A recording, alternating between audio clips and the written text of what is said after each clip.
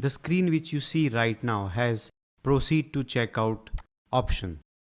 In this section, we are going to see when a user clicks on proceed to checkout, one has to log in. The login, the authentication functionality we are going to implement in this section. So to install the React Google login, I'm going to say yarn add react-google-login.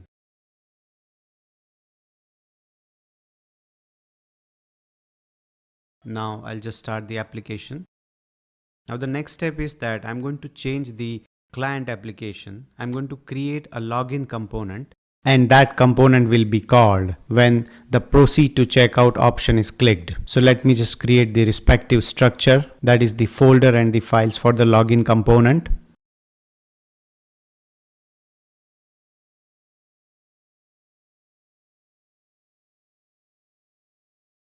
And I'll import the required packages.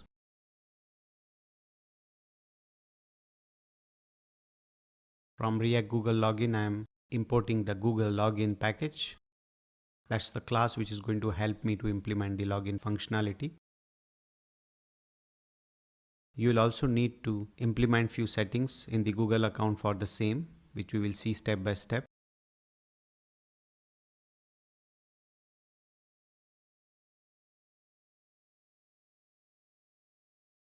Now I'm going to use the Google login and specifying the client ID. Now this actually is the developer console from the Google login, from where this client ID will be passed.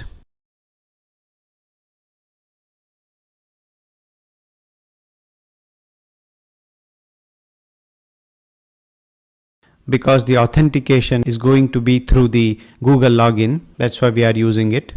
You may have various ways. You may have a Facebook account. You may have eStore's its own accounting or user authentication system which you can implement. But at the moment we are trying with the most simple way, that is the Google login. Now the component is ready in a way for the basic structure. Let me just import the component in the app.js now. So I'm just going to say the route, and the route I'm going to configure is the login one. So I'll say /login, and the component we are going to open is the login component.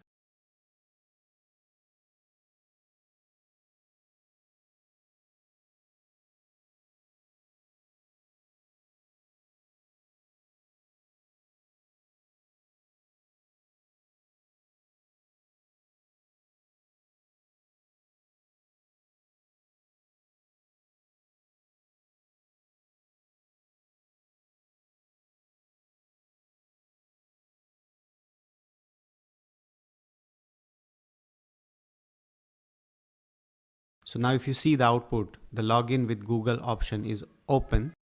Now we are going to code further with the same thing. Now we'll go to the developer console. Here we have the credentials option. I'm clicking on that. It is showing create credentials. Again clicking on it, and OAuth client ID. This is where I'm going to configure the consent screen.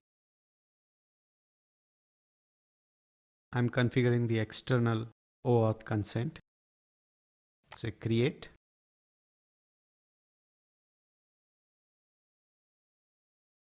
The app name is eStore, for example.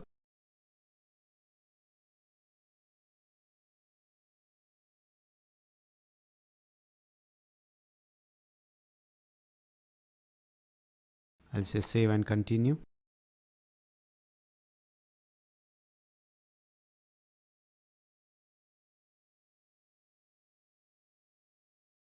Now when you select the credentials, it is asking the application type. Here I'm going to select the web application. The name which I want to define eStore. I'm going to add the URI.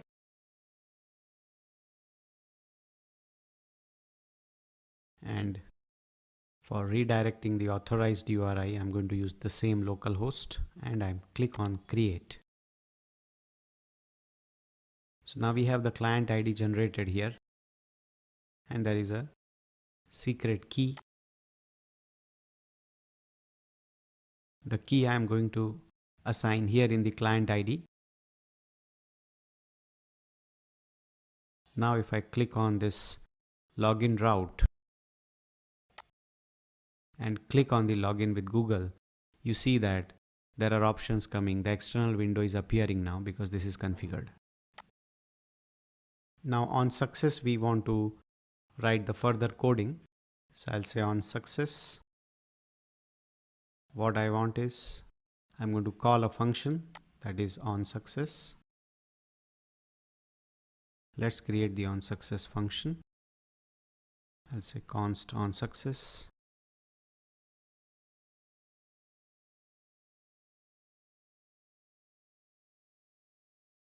At the moment, we just check it that what exactly is happening. So I'm going to say console log on success and we'll display the result.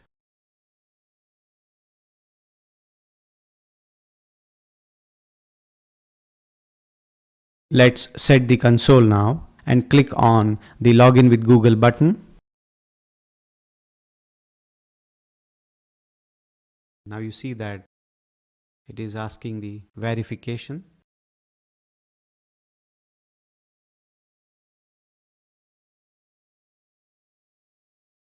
Now you see that on success we are getting the details. So this is tested that it's working fine. If I expand the profile object, you are going to get all the details. Once the success status is received, next thing is we are going to store it in the session storage. So I'm going to say session storage dot set item. Let's say user details. And I'm going to stringify the result which we have, the profile object which we already expanded in the console, that I'm going to assign to the user details key with the session storage.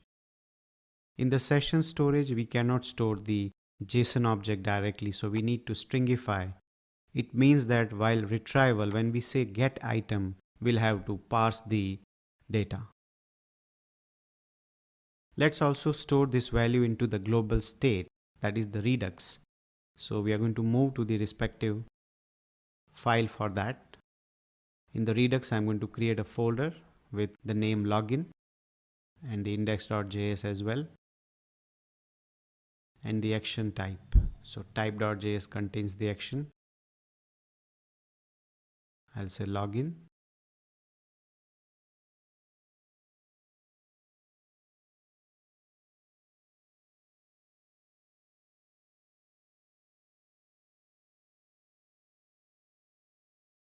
Here I'm going to dispatch the action.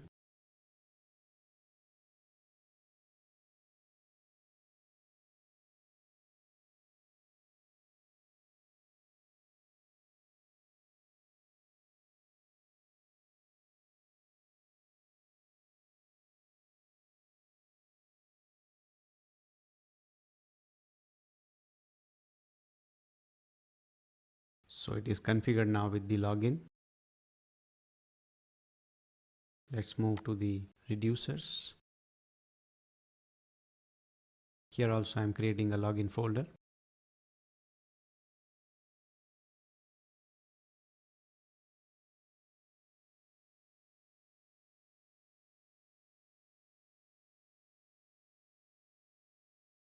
I'm defining the state now.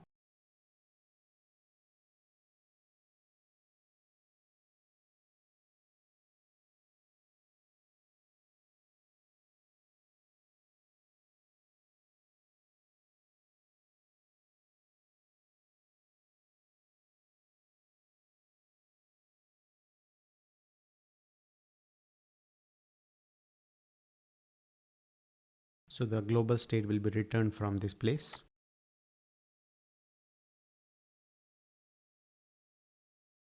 Let me import the login.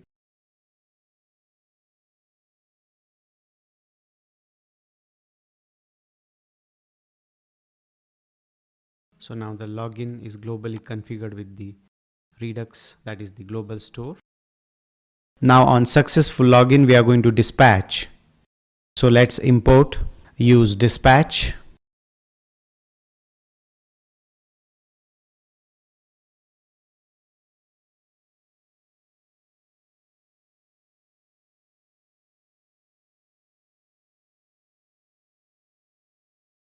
Now I'm going to use the hook use dispatch.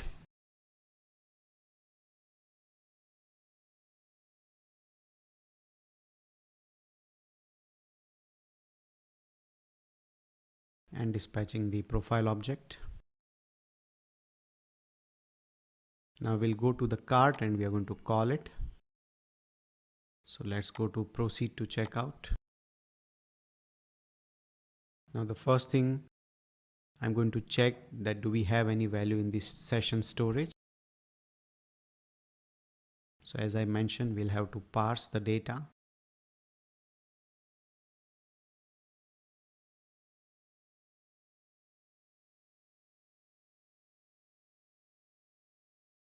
Now here I'm putting the condition that if we have the user details, then we are going to proceed to checkout. That is, the payment click will be called. Otherwise we'll have some other route. So I'm using the ternary operator. After the colon, that is if the condition is false, we're going to call another route. So let's put a nav link.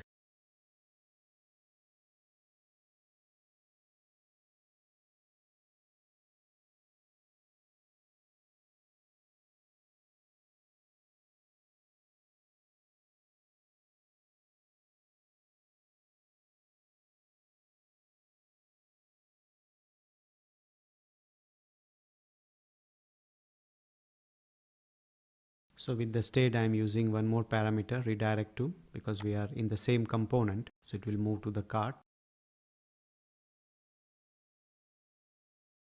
And we are keeping same proceed to checkout.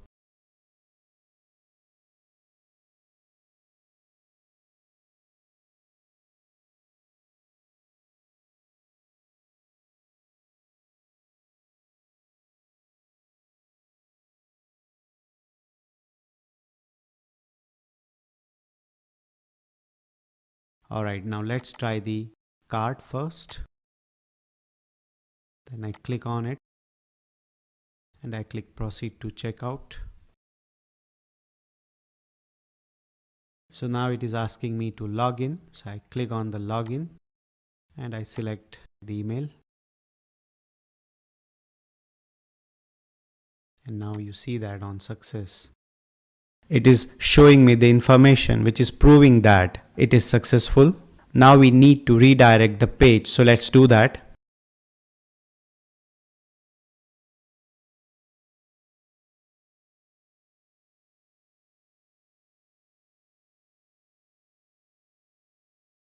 So now I'm going to use the props.location.state because that's where we are going to have the information, and we are going to redirect to the whichever value we have in the state.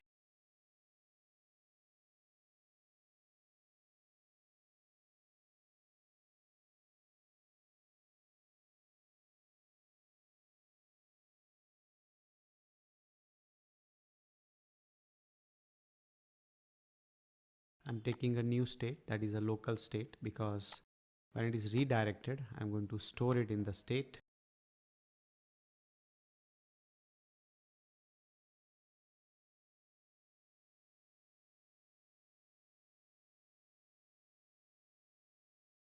And when there is a success, I'm going to say is logged in is true. And here I'm going to put a condition that if it is logged in and there is a value in the item, then it's going to redirect.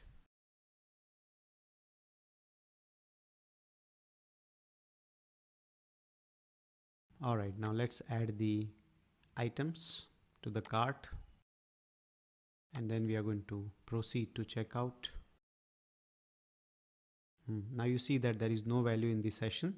Let's click on the proceed to checkout. So it moves to the login. Here I click. It's going to ask the email. I select it. And the session storage you see now has the user details. Still it is not getting redirected. Let me just check the flow. I missed the method name. I'll just say set is logged in, not the state name itself. Let's redo everything. Now right now this session is not cleared, so the condition which I placed, let's try that also. If I click here, it's going to directly open the payment.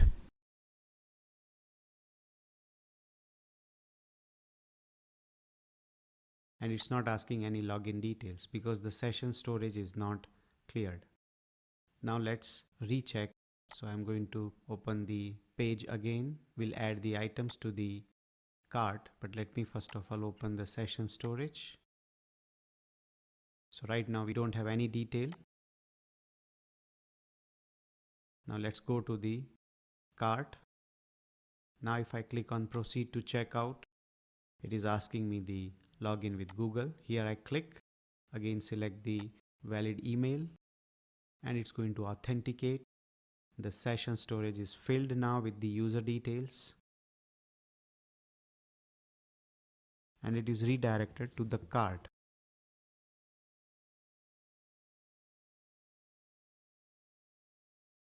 Let me also correct the cart option because it is view cart. Moving to the cart component, and we'll correct this. Redirect to the view cart, not the cart. Let's try this again. We'll open the eStore page, adding the items to the cart, moving to the cart and proceeding. Now it should redirect to the view cart. Now you see that it has come back to the proceed to checkout. Again I click on proceed to checkout, then it is asking for the payment. So unless the user has logged in, the payment option will not be accessible. Now because we have already logged in, we need to do few corrections from the interface perspective. You see that there is sign in and sign up as it is. So now we should display the logged in person's details. So let's work on that. Let's go to header.js. We already have the global state in which we store the data. So we need to refer the data and assign to the respective place.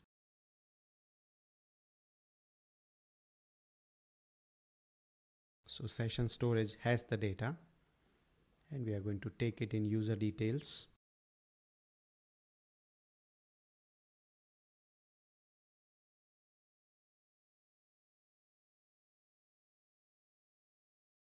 So now if we don't have the user details, there will be a different options to display. But if we have the data, then we are going to show the user details itself instead of sign in and sign up. So here I will assign the data.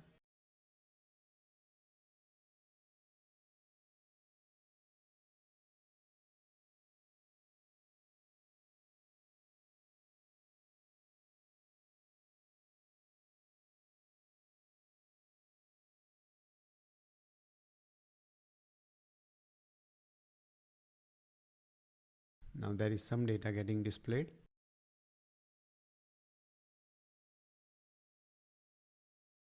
Let's recheck. Now there is sign in option. You see that sign in and sign up. Let's add the values to the cart and proceed to checkout. So it will ask me to log in. Again, I'm going to do the same process. The login image and the login details are displayed. Certainly we can improvise the formatting, but at the moment we are focusing on the functionality. Now the next step is that we have to design the login form. So let me open the login, and we are going to apply some CSS here.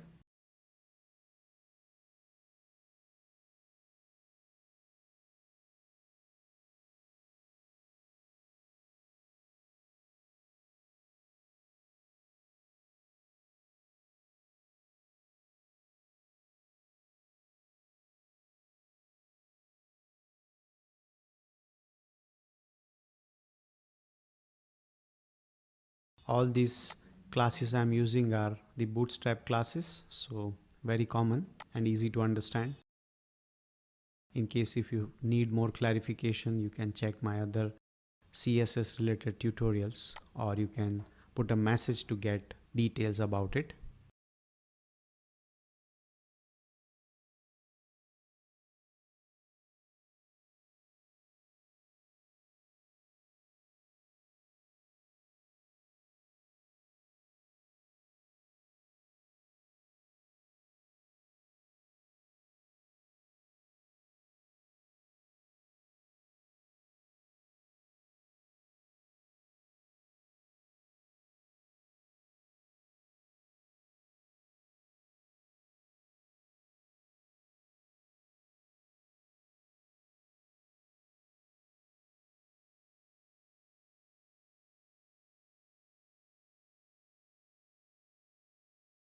Now you see that the page looks more better and more presentable.